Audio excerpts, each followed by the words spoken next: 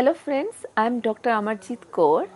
I am working at Gurugram University in the Department of Management as Professor of Accounting and Communication, as well as I am looking after the Faculty of Commerce and Management as Dean.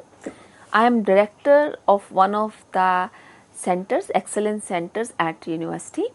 So I am very happy to be present here today to discuss on Kinesic Communication Part 2. In the first half, previous part, we have discussed what kinesic communication is, how kinesic plays an important role in intercultural communication, how kinesic is used during interviews at corporates interviews as well as during police interrogation and other law force agencies interrogation. Now we are going to talk about in this half the types of kinesic communication. So there are many types of kinesic communication. I will go by the framework which was given by Professor Paul Ekman and his colleague Wallace F. Friesen. So Wallace V. Friesen and Paul together, they build on the Bird's-Vittel work because he is the father of introducing kinesic, Bird's-Vittel, right? Ray L. Bird's-Vittel. So his work actually was carried further by these two gentlemen, and they categorized kinesics into 5 types. Number 1 is emblem, number 2 is illustrators, number 3 is affective displays, number 4 is regulators, and number 5 is adopters. Right? So there are total 5 types of kinesic communication. So which are prevalent, which are more important. So the first one is emblem. So emblem are of course non-verbal signals that can generally be translated directly into words. Let's say if I say like this, what does it mean? Right? If we look at somebody or something and we say this way, I hope you are getting my point. It is perceived as you are appreciating, it is okay. Right? If I say this way, it is okay. If I raise thumb without saying a word.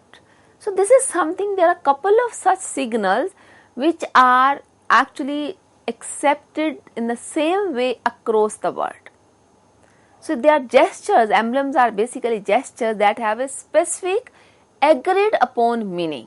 This is the most important thing, that everybody or anybody will take a raised thumb like this as an okay, right? Doing this, making a round of your index finger and thumb finger with 3 fingers raised, it's like you are appreciating somebody, right? So this index finger around, we are putting around our thumb and we are making a circle, and then so if we do this, my index finger and putting near your head, forehead, right? So and we are making a round. So what does it mean? I need not to tell you what does it mean. I hope you are already getting me. So he or she is crazy. I'm fingering out somebody and saying, like this. It means he or she is crazy. We are saying he or she is crazy, not okay. So and if we put, for example, rolling your hands over and over in front of you, says move on. So we say this way, like, so what does it mean? I'm rolling my hand again and again. Chaliye, chaliye, chaliye. Move on, right? Chaliye. Bina bole. So if I don't say this, but I just do, it means it will be taken as move on. I'm giving you signal of move on. Chaliye. Okay. So have a look at this picture. So there are a couple of signs, and whatever is written at the bottom of that picture is an agreed upon, meaning. So be it a heart sign, 2 fingers, be it handshaking is collaboration, a stop sign, so doing like hand like this. So we have agreed upon meaning. Victory. Though there are cultures like Australia, it is not used, but so it's an agreed upon signal, right? So emblems are signs which are agreed upon. So if we do any of that with our body, with our finger, hand, so that defines what I'm trying to say. Okay. So now coming to the second part, illustrations. Illustrators are basically most common type of gestures which we use along with to illustrate our message which we are talking verbally or showing on a PPT PowerPoint presentation, which is a written communication, right? So it accompanies verbal message. So verbal message could be uttered, spoken one, or could be written one. So when we are using any gesture along with a verbal message, it is illustrator. You know, there was a big lion, there was a big blast. So if I am doing this, there was a big gentleman, there was a very tall girl in the market I met yesterday, there was a very short guy I met yesterday, you know. So what I am trying to say, I am saying, I am uttering something, and along with I am making those signs. You know, a fat girl, a fat lady, a fat boy, yeah, a tall girl, a tall boy, like this. So basically these are illustrators. I am trying to illustrate what I am saying. You know, I am saying, but I am still trying to illustrate. You know, it's not only with the verbal or spoken communication, it could be in written. You know, somebody actually said thank you very much and then made a smile face that I'm happy to receive a gift, right? So let's say in our WhatsApp group, you know, when we are saying I received my promotion today, I got promoted, so I'm saying I'm very happy to share, and then I sent a picture of dancing girl. So it shows I am writing that I'm very happy being promoted today, and then I'm for example, there's a I'm sending one thank you notes along with my message. So I'm trying to illustrate. So words along with some illustrator really become very impactful. So, and illustrators are commonly used by all of us. We always use illustrators in our day-to-day language, you know, without any fault. So generally, we express size, shape of any object or any subject with the help of our hand gesture.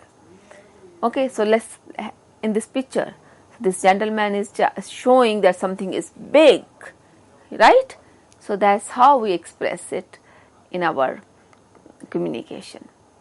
Coming to the third one, the third is affective displays. This is the third type of kinesic communication. So body or more precisely facial movements that are displayed in a certain affective state, that tells us a certain affective state of mind or emotion, is known as affective displays. So either my facial movements or my body movements are expressed in a way that gives a very affective state, emotion. Okay. So lack of such affective displays could be misunderstood or understood well as a lack of emotion, right? So if we do not have such affective displays, our expression may not be taken, our emotion may not be taken very well. You know, if you are respecting you're trying to say that I respect you mom, I respect you dad, and if you are bowing your head or touching their feet, that becomes more affective. That's an affective display, right? So affective display is basically our emotions are strengthened, our anger, like if I'm saying I'm very angry, I will slap you. So along with that, I'm showing my hand to you. Okay, so that is an affective display of emotion of anger. So there are a couple of emotions we all know. We have many emotions. Anger is one of them.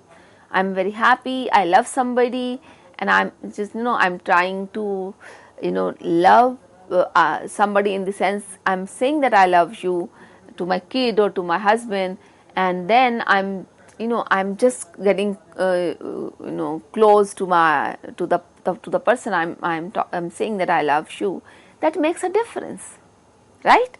So my emotions are expressed more effectively.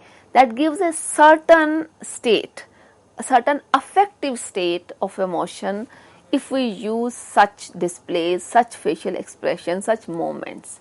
Okay, and different cultures have different practice to display emotion of, if not differently, for sure. So this is a matter of culture, as I said in the previous half. Even culture matters a lot. So emblems, be it emblems or be it affective displays, I mean the total kinesic communication actually varies from one culture to another culture, so we cannot ignore that important part for sure. Then coming to the fourth type, which is regulators. Now, regulators are non-verbal signs that regulate, that modulate and maintain the flow of speech during a conversation, right? So, non-verbal signs that regulates, modulates or maintain the flow of speech during a conversation, right? So regulator comprises both kinesics as well as nodding of a head, for example. It's a kinesic. We are communicating, and so I'm nodding my head, which shows that yes, I'm accepting that I could understand what you're trying to say. So it comprises both kinesic as well as nodding of head like that, and non-kinesic, which generally, as I said, eye movement is taken as non-kinesic. So regulators comprises both, and regulator really makes our conversation more effective. Okay, to regulate, to modulate, to maintain the conversation, regulators are used. They are often used as feedback to find out if something is clear, instructions are clear or not, explanation we gave is clear or not, right? Or to find out either the audience is interested in a particular in my speech, in my idea, in my concept. So I want to seek feedback on the spot. For example, if I say, do you agree? If I give you some example and I say, do you agree? So do you agree, like this? So I'm trying to regulate my speech. I'm trying to regulate my conversation by seeking feedback through my body movements. What do you say? There's a smile on my face. I'm trying to nod my head like that, right? So regulators are actually very useful, especially in public gathering, in addressing a class, in addressing a group of people, or to one person even. Then the fifth type of kinesic communication is adapters. So adapters are basically postural changes. We make changes in our posture, right? So they are postural changes and other movements at a low level of awareness, frequently which are actually making to feel more comfortable or to perform a specific physical function. So postural changes which are actually made adapter, they are known as adapter. So why do we carry them? So, generally most of the time people are not aware. So those postural changes are actually not known to the person who is moving, making those changes in the posture, right? So they are most of the time it is at low level of awareness, or they are frequently made to feel more comfortable or perform a specific physical function we are. So that's what the adapter is. Adapters are basically touching behavior. It has to do with arousing as well, some sexual arousing as well. It also expresses anxiety, so that is also adapter.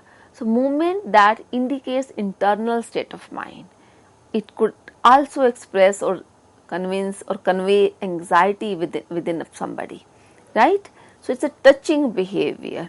Adapters can be targeted towards self. How I am touching myself. You must have seen people moving their legs while sitting. You may have seen people, doing this. so it or doing something on the table, on the chair, or with if I have if I have pen in my hand, I'm rolling like this, I'm playing like this, right? If I have something in my hand. So adopters are basically or can be targeted towards self, towards object, towards other.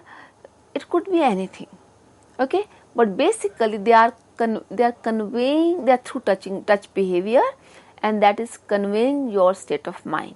So that is also kinesic communication. If you look at this picture, so a girl, all the girls are actually twirling their hair, they are playing with their hair, right?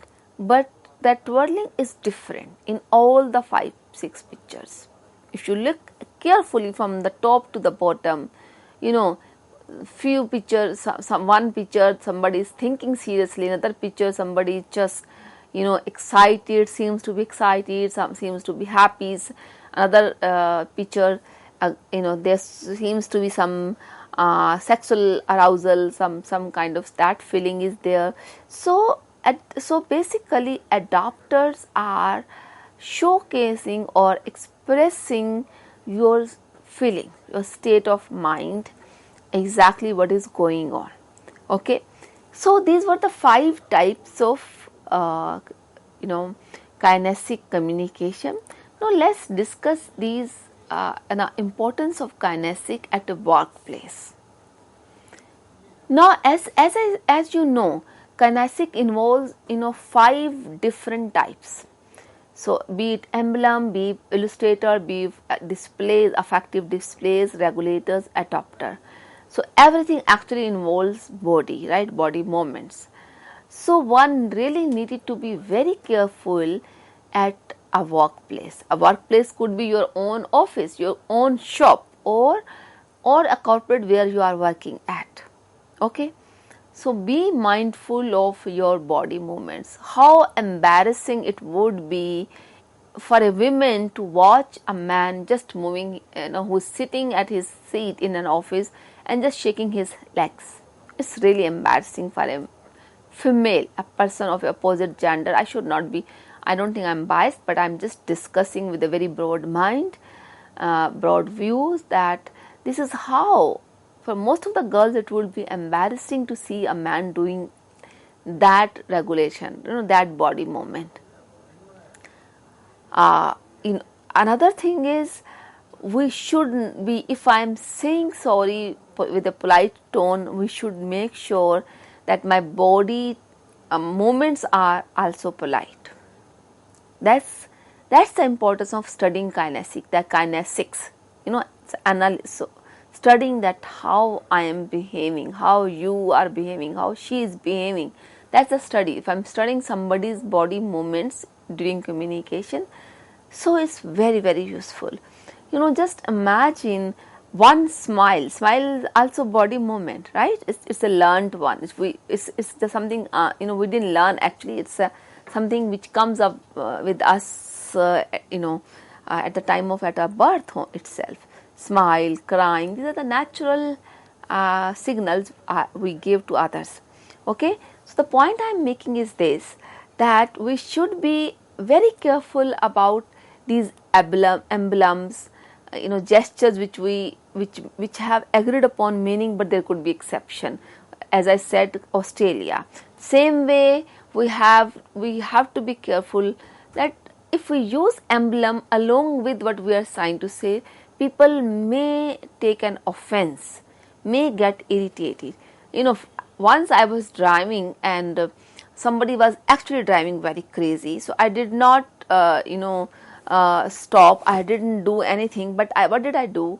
I just looked at that male who was on my left and trying to overtake from my left, and kind of touched my side mirror of my car. So I just said this way, and he got furious. I just said like that. I did that, and that's my first hand experience. So probably he became so offensive, he actually got crazy. He tried to drive parallelly with me for a few minutes, then stop in front of me, didn't allow me to overtake him for long. for 7, 8, 10 minutes he was behaving crazy. We have to be careful. That was the day I remember that I used kinesics. Actually, that was just because I did not took down my window sheets. It was in a closed car. I just made this sign. Are you crazy? Right? So what are you behaving? What are you doing? He just touched my side mirror. So, but he took it so offensive, and he got really crazy that day. So I don't know who that gentleman was. If he is listening to me, it was in Delhi only. Okay, so we have to be careful at workplace like that, because we are studying kinesic under business communication. Okay, so emblems really play an important role. So without saying, your boss may not say very good, well done to you, every time you do something good or you achieve your targets. He may simply use this thumbs up, which is more than enough, right? And when you grow up in the hierarchy, when you become boss to few members in the team, then you would have that a remembrance of your boss raising thumbs up, raising thumb in front of you for your achievements. You will start doing that. That really brings harmony in that at the workplace, in the corporate. Okay, so we have to be careful selecting emblems. We have to be careful about the regulators. We have to be careful about the illustrators. If I am making a very formal presentation, for example, right, and I am trying to illustrate something important, but maybe I have two people sitting just left and right hand side of mine, and with no distance at all, maybe just 2-3 inch of distance, because this was a crowded boardroom where the meeting was going on, and the person is sitting just left or right to me, and I'm trying to show this. There was a big blast, and that's why this product has been thought of.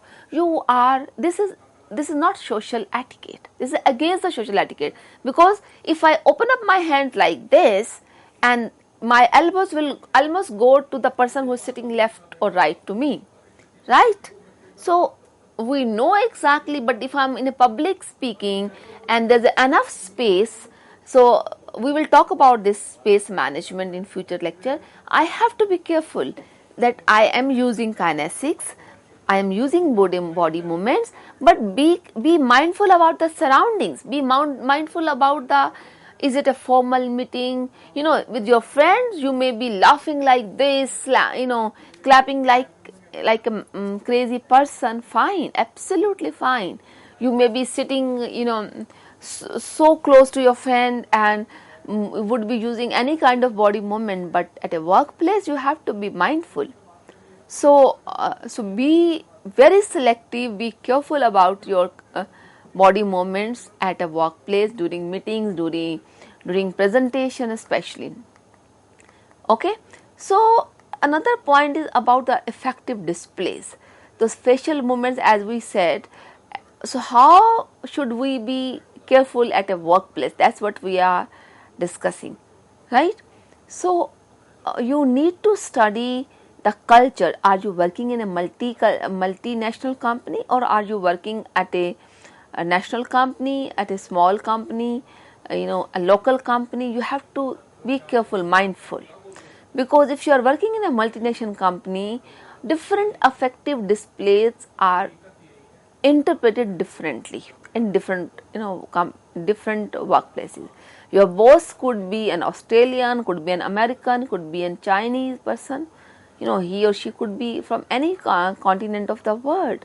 Be mindful then. In that case, you need to pay extra attention in knowing that what kind of affective displays, or which includes of course the facial movements, are going to be taken positively or negatively. So be careful about that. And of course, regulators are again very, very important at a workplace. Make sure your speech, either you are speaking in journal in one-to-one meeting, or you're speaking in a bigger meeting, a group of people, amongst a group of people. Be sure about regulation, modulation, and maintaining the flow of the speech. with the help of regulators. That is non-kinesic, of course. Eyes are not considered because they are non-kinesic, and so is the regulator. Make sure that you seek information by demanding, by asking for that. Did you get what I'm trying to communicate? Regulators play a very important role during your presentations about a project, about the developments, about a client's meeting. So regulators really play a very important role at a workplace. Adapters, the last thing, as I said, be careful about the adapters, because the same twirling of hairs could be considered differently in different cultures at different point of time. So all the kinesics, all types of kinetic signals are to be observed.